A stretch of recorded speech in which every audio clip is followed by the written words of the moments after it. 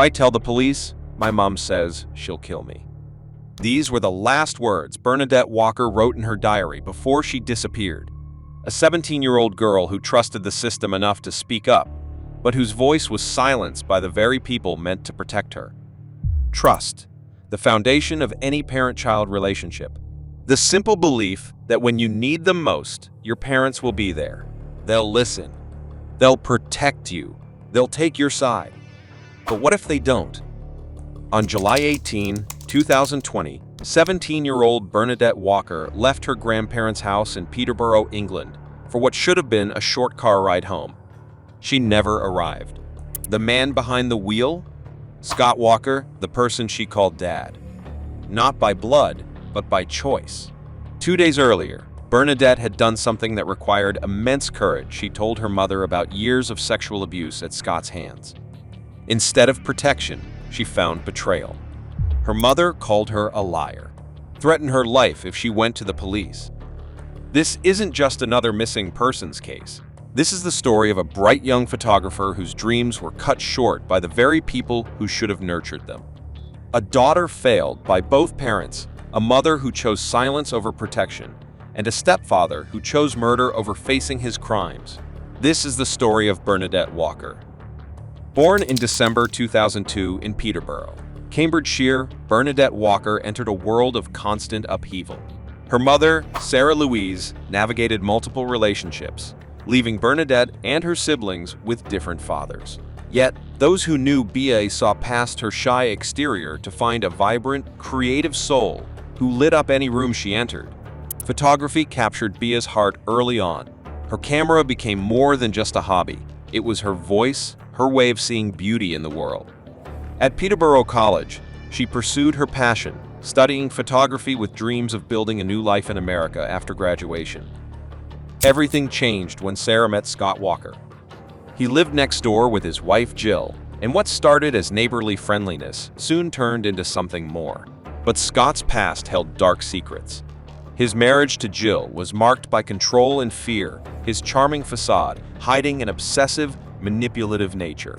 When Scott turned his attention to Sarah, Jill felt only relief, seeing his wandering eye as her chance to escape.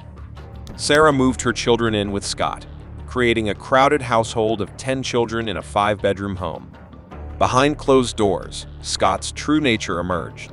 He installed cameras throughout the house, even in the family bathroom, claiming they were to catch Bea hiding candy wrappers. No one questioned this bizarre explanation at the time. The reality of life under Scott's roof was revealed by Bea's brother Anthony. Scott ruled through fear and violence, abusing family members physically and verbally. His control extended beyond his relationship with Sarah. Even after they separated and she began dating Chris O'Connell, Scott stayed in the house. He dictated when Sarah could see Chris, creating a suffocating atmosphere of dominance. For Bea, home became a place of shadows and secrets. Her photographs captured moments of joy, but they couldn't hide the growing darkness in her life. Her diary entries painted a different picture, one of a young girl trapped in an increasingly dangerous situation, with nowhere to turn for help. Scott maintained a careful public image, but those closest to the family saw the cracks. He had multiple affairs while demanding complete control over Sarah and the children. The house on Century Square became less of a home and more of a prison, with Scott as its self-appointed warden. In the final months of her life, Bea tried to focus on her future. She excelled in her photography studies, creating beautiful images that showed her talent for finding light in darkness. But the weight of her secrets was becoming too heavy to bear. The man she called Dad was about to shatter her world forever. July 16, 2020 marked a turning point in Bernadette Walker's life. After enduring years of sexual abuse, the 17-year-old finally spoke up. She told her mother Sarah about the horrific acts committed by Scott, the man she called Dad. Instead of comfort and protection, she met a wall of denial. Sarah called her daughter a liar, threatening to kill her if she went to the police. That night, Bernadette wrote in her diary words that would later haunt the investigation, "Told my mom about my dad and the abuse. She called me a liar and threatened to kill me if I told the police. What kind of parent wouldn't believe their daughter?" 2 days passed. On July 18, Scott picked up Bernadette from his parents' house in Warrington. She wore black clothes, a blue denim jacket, and thick framed glasses, her last known outfit. Before leaving, Scott took her phone away. The next 91 minutes remained shrouded in mystery. Scott's phone went dark from 11:23 a.m. to 12:54 p.m. When it reconnected, his first call was to Sarah Walker, a 9-minute conversation that prosecutors believe sealed Bernadette's fate. Scott's story was simple. Bernadette had jumped out of his car near Skaters Way and run away. But his actions painted a different picture.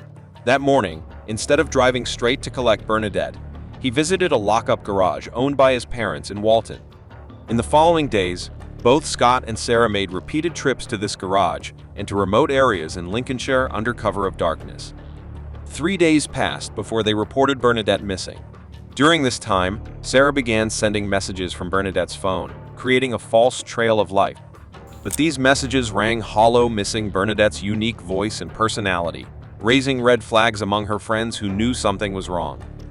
The evidence mounted: the suspicious phone blackout, the immediate call to Sarah, the garage visits, the fake messages, and the delayed missing person report. Each piece pointed to a carefully planned cover-up of a tragic murder, orchestrated by the two people who should have protected Bernadette above all others.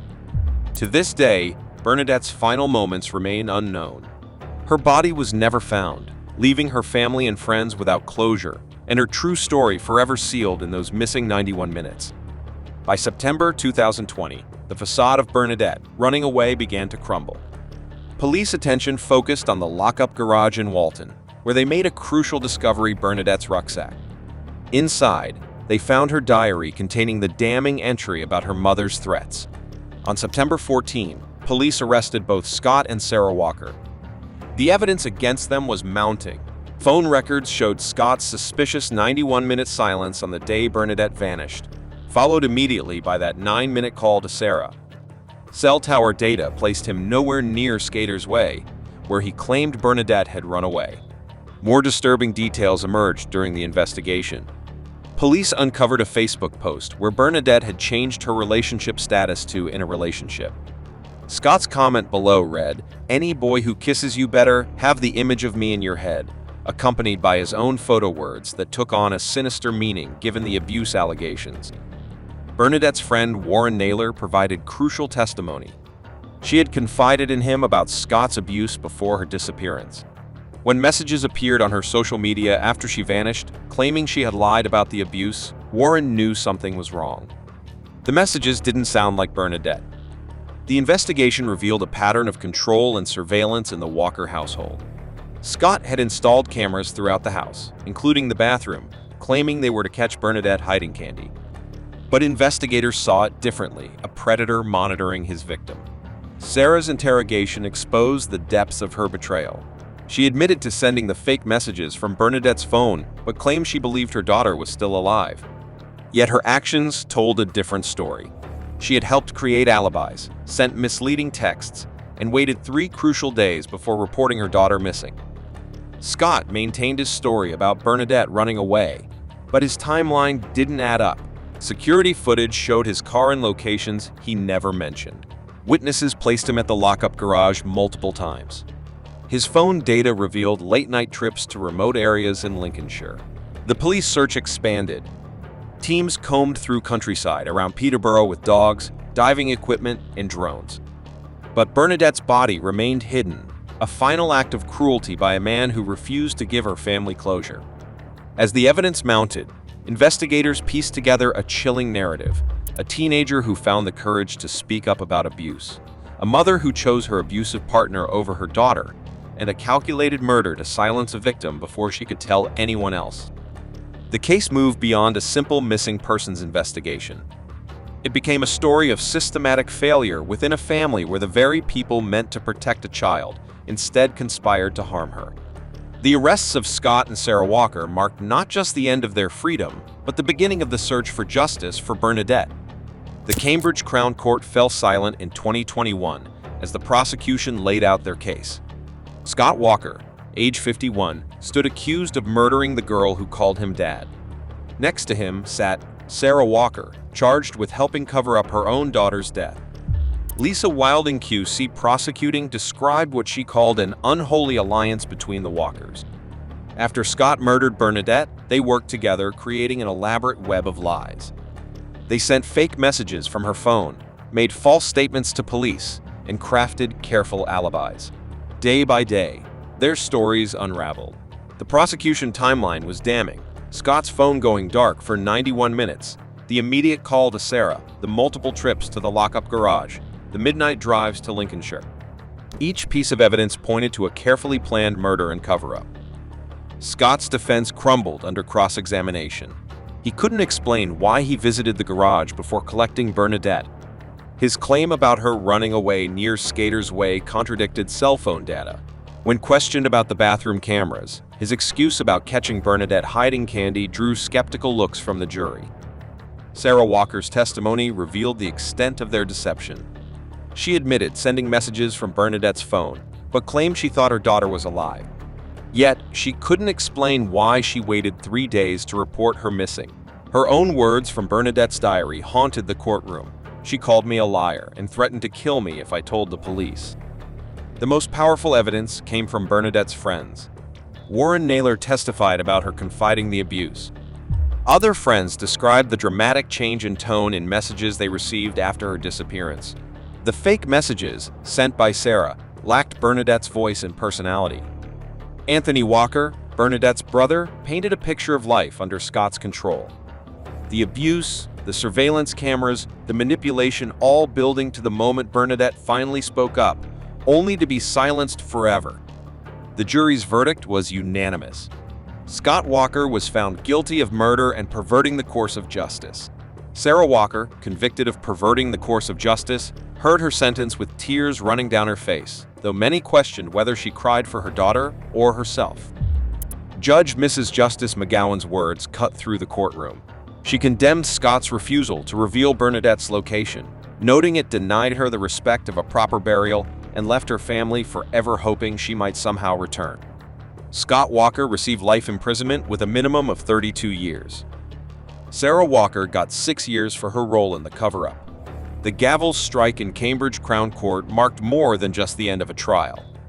Scott Walker faced justice for murdering Bernadette, receiving life imprisonment with a minimum of 32 years. Sarah Walker, who chose to protect her daughter's killer rather than Bernadette herself, got 6 years for perverting the course of justice. Judge Mrs. Justice McGowan's sentencing speech cut through the courtroom silence. She focused on Scott's cruel refusal to reveal where he had hidden Bernadette's body. She can't be shown the respect she deserves, the judge declared, adding that this final act of cruelty meant some members of her family and friends will go on hoping she might be alive and might someday come back into their lives. The hunt for Bernadette's remains continued. Police searched fields, woods, and waterways around Peterborough. Every new lead brought hope. Every empty search brought fresh heartbreak. But Scott Walker kept his secret, maintaining his silence even as his health failed in prison. On December 22, 2023, news reached Bernadette's family. Scott Walker had died at HMP Full Sutton.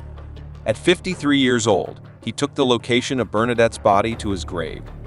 His death marked a bitter end to any hope of finding her, leaving her family in perpetual limbo. Sarah Walker's prison sentence ends in 2027.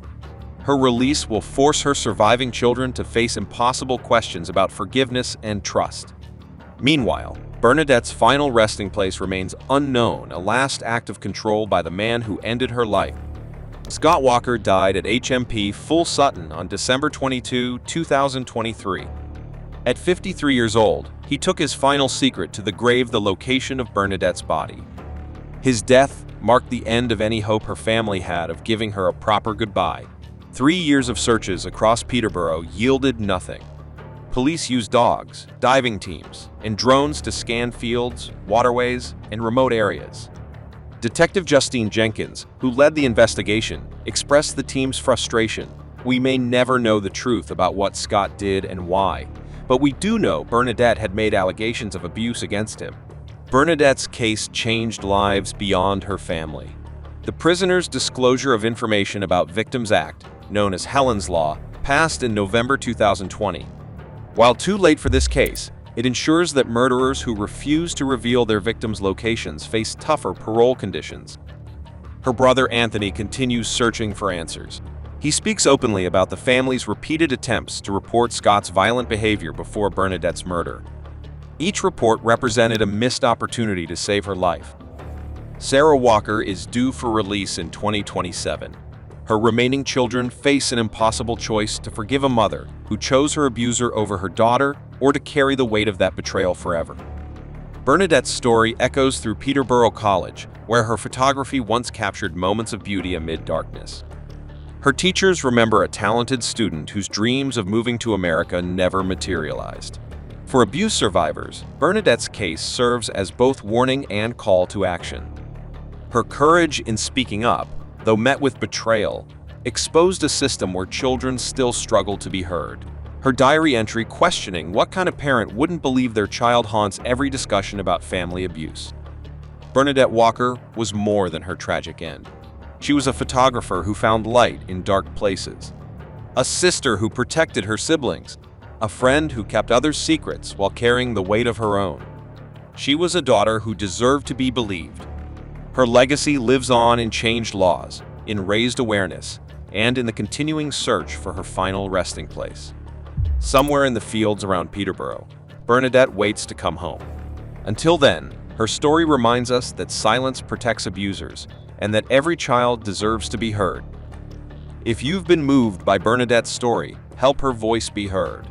Share this video to raise awareness about child abuse and the importance of believing victims when they speak up. Want to see more true crime stories that matter? Hit subscribe and click the bell icon to join our community. Your support helps us continue telling these important stories. For those affected by abuse, remember, you're not alone. Help is available 24/7. You'll find links to support services in the description below. Thanks for watching. We'll see you in the next video.